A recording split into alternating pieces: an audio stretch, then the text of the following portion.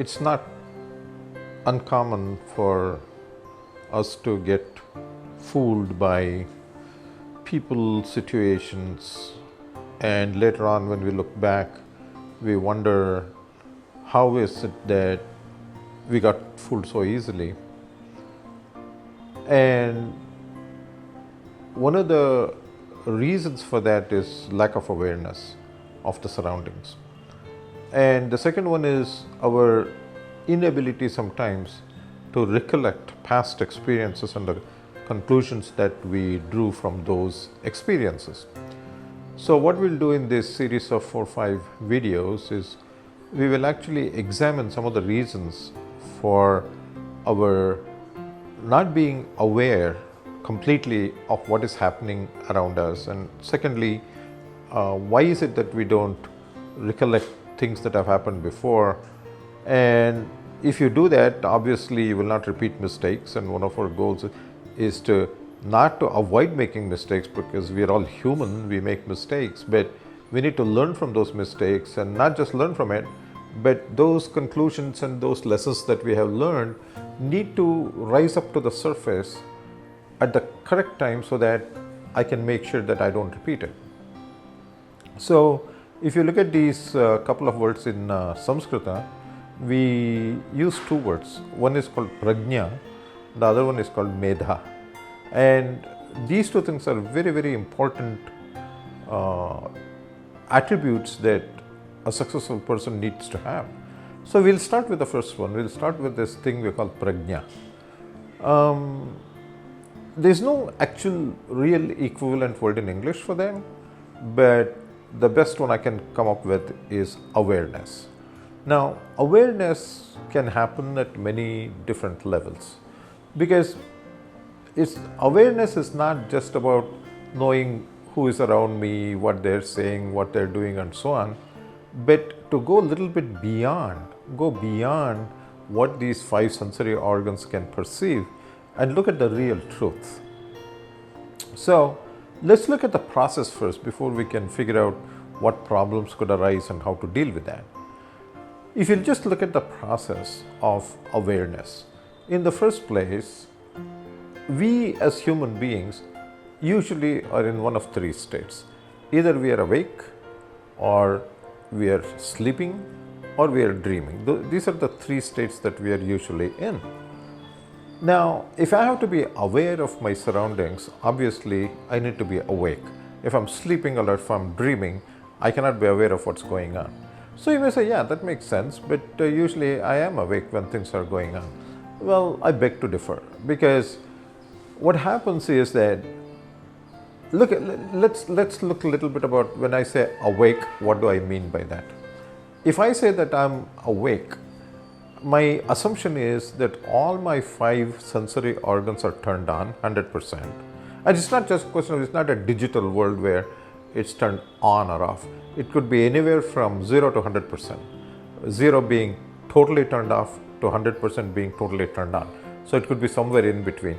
So my assumption that, for example, if I'm listening to something, it's not just my ear hearing something, listening to something. Oftentimes we hear something but we're not listening. Sometimes we see something but we're not observing, and so on.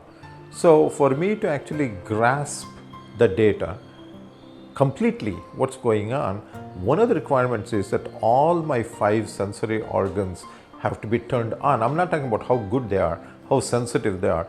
That is God-given. There's nothing I can do about that. Some people have very sensitive ears, some of us don't have so sensitive ears, and so on. That there is nothing I can do. But in the sliding scale of being turned on, what is very, very important for me is to make sure that when I'm awake, it is actually turned on all the way, 100%, right? Oftentimes we don't do that. We really don't do that. And second problem is this. When this data is actually coming in, all of this data coming from my 5 sensory organs, they're all being fed to my mind.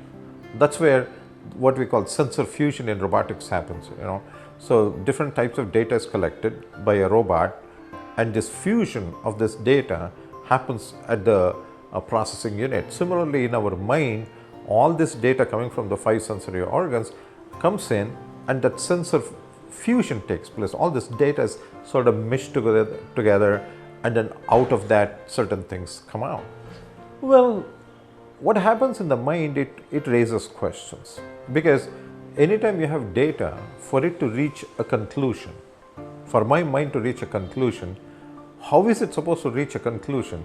So for this data to be processed, what happens is that all of this data that comes to my mind, in the first place, let's think about that. If what I'm seeing is very strong, but what I'm hearing is not so strong, for example, or vice versa, or maybe I'm touching something. So it doesn't mean that the strength of the data coming in is all at the same level, right? So one could be stronger, one could be weaker, and so on. So one thing that's to happen in the mind is that all of these things have to be normalized to start with, right? So normalization is important. Apart from normalization, my question is, what is it that I trust? For example, I hear something, I see something. Typically what happens is that we tend to trust our eyes more than anything else. So if you see something, say, this is what you call pratyaksha, that I saw it happen. But if I hear something happen, you say, maybe it happened, maybe it didn't happen, but I saw it with my own eyes. This is something we trust our eyes so much compared to the other sensory organs. So there's a question of normalization, but in image processing, sensor fusion, and robotics and so on, there's another term we use called weightage. The question is, what weightage do I give to which part of the sensory data that I have? So when all these things are being processed, it's very natural for the mind to ask questions. It'll say, is this so? Is this right? Is this wrong? And so on. So those questions that are raised have to be answered, right? So the question is, where do we get these answers? There's a tendency today to immediately in real time ask that same question to something outside. It could be a person, it could be a computer, it could be a phone, whatever. Instead of us looking for the answers inside, we have a tendency to immediately ask a question outside. We take that question and put it on the outside world, so that the outside world may give an answer. In the first place, how do you know that that answer that's being given is correct? Like if I look up something on a phone or something like that, or even ask somebody else, how do you know that the answer that they're giving is correct? Suppose I ask a person, they say something, then I look up on the phone says something else. Now the mind is totally confused, because it initially had just one question, then I try to get answers to this question. Now I've got 3-4 different answers that are not the same, they're all different from each other. Now you say, oh my God, now what do I do? Because now I have multiple questions that are being raised that actually came from just one question, right? So I often say that questions will have little questions as kids, and so answers will give answers. Questions don't give answers. Question only gives more questions, but answers will give answers. So the question is, where do I go seeking this answer? Well, typically what happens is that we have to go to this inner layer inside us, which we call the intellect, but in Sanskrit we call it buddhi. So from the manas you go to buddhi, or from the mind you go to the intellect looking for answers. The intellect is a rule-driven system where certain rules are there. So the intellect will just say that if this is true, the second thing is true, and the third thing should be true, and so on. So it's a logical system that totally works on a bunch of rules, right? Now these rules, again, where does it come from? Well, it comes from prior experiences. And I can have 2 levels of prior experiences. One is all the experiences I've had in this life, and you can also say those experiences, if you believe in rebirth and so on, all the experiences that I've had in the past, right? So if I can tap into that, if I can tap into that innermost source, we have such a huge collection, huge collection of data, then the chances are that I can come up with better answers. Now, this is what is supposed to happen. In the next video, we'll look at where things can go wrong, and subsequently we'll try to figure out how to fix that.